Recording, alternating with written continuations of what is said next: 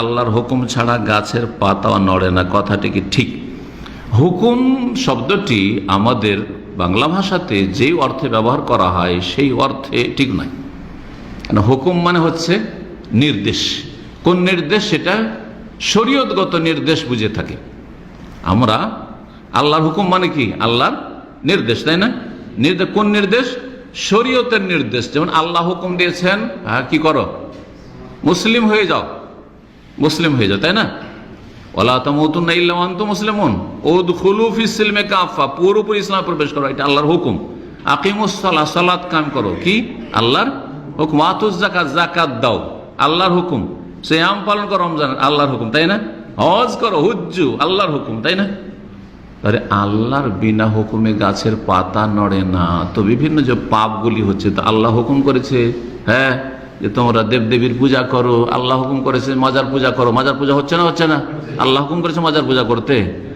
নাস্তিকরা নাস্তিকতার ধর্ম পালন করছে, আল্লাহ হুকুম করেছে তোমরা নাস্তিক হয়ে যাও, হুকুম করেছে নাকি? শরীয়তের হুকুম। তাহলে যেই অর্থে হুকুমটা বাঙালি সমাজ ব্যবহার করে বা ভারতীয়রা ব্যবহার করে, উপমহাদেশের লোকেরা, সেই অর্থে আল্লাহর বিনা হুকুমে গাছের পাতা নড়ে না, এই কথা বলা কুফরি।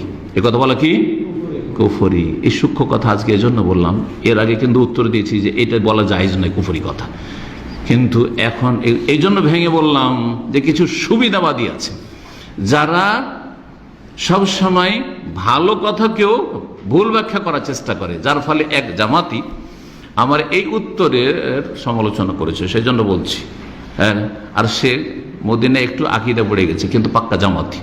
মদিনা একটু আকীদা পড়ে গেছে কিন্তু পাক্কা জামাতি। ওই জামাতি যে হয়েছে তামিরুল মিল্লাত থেকে, ওইখান থেকে এসে এইখানে ও কুকুরলে সোজা হয়নি, ওই রকম হয়ে চলে গেছে। তো কোন এক দেশে আছে, সে বলছেন না শেখ মতিউর এই উত্তর ঠিক হয়নি। হ্যাঁ, কার বাঙালি সমাজে যেই অর্থে আল্লাহর হুকুম বলে ওই অর্থের উত্তর ঠিক, যে আল্লাহর হুকুমে বিনা হুকুমে গাছের পাতা নড়ে না, এই কথা বলা কুফরি। কথা বুঝতে পারছেন না?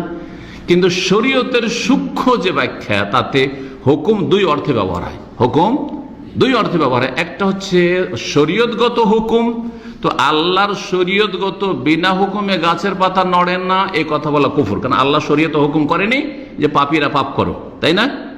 তোমরা মূর্তি পূজা করো, তোমরা ইহুদি হয়ে যাও, খ্রিস্টান হয়ে যাও, হুকুম করেছেন নাকি?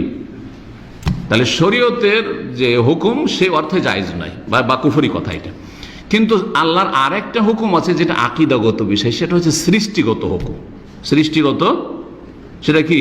কোন হও ফায়াকুন, তখন হয়, তাই না? যে সাপ যে সৃষ্টি হয়েছে, তো সাপের লাভ কিছু আমরা বুঝতে পারছি? লাভ তো নেই, তাই না? এই যে করোনা সৃষ্টি হয়েছে, আল্লাহ সৃষ্টি না? লাভ না লস? হ্যাঁ, কোনো ভালো কিছু আছে না মন্দ? সব, যদিও বালা মুসিবতেরও কিছু একটা ভালো দিক আছে, কিন্তু আসল তো মন্দ, তাই না?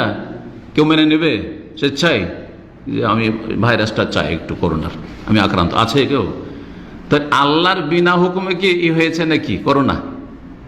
হ্যাঁ, এই হুকুমটা হচ্ছে সৃষ্টিগত হুকুম। এই হুকুমটা কি? সৃষ্টিগত হুকুম, যেটার অপর নাম হচ্ছে মাশিয়াত বা ইচ্ছা। তাহলে সূক্ষ্ম কথা কি বলতে হবে? আল্লাহর বিনা ইচ্ছায় গাছের পাতা নড়ে না। আল্লাহর বিনা ইচ্ছায় গাছের পাতা নড়ে না। হ্যাঁ, আল্লাহর ইচ্ছা আছে যে মুসলিম থাক কাফের থাক, জান্নাতীয় থাক জাহান্নামীয় থাক, আল্লাহর ইচ্ছা আছে। কিন্তু আল্লাহ কাফের কুফরের উপর রাজি না, এবং শরীয়তে হুকুম করেনি যে তোমরা কুফরি করো। শরীয়তে হুকুম করেনি যে তোমরা হিন্দু হয়ে যাও, খ্রিস্টান হয়ে যাও, ইহুদি হয়ে যাও, আর তোমরা নাস্তিক হয়ে যাও, আর তোমরা পাপ করো, তোমরা মদ খাও, তোমরা জিনা করো, ব্যভিচার করো। হুকুম করেছেন?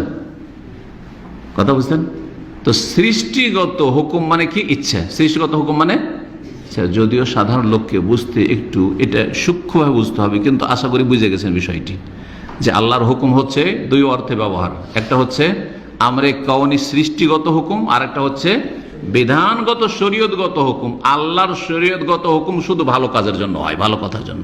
আর আল্লাহর সৃষ্টিগত হুকুম যা কিছু পৃথিবীতে ঘটছে সব কিছুরই হয়।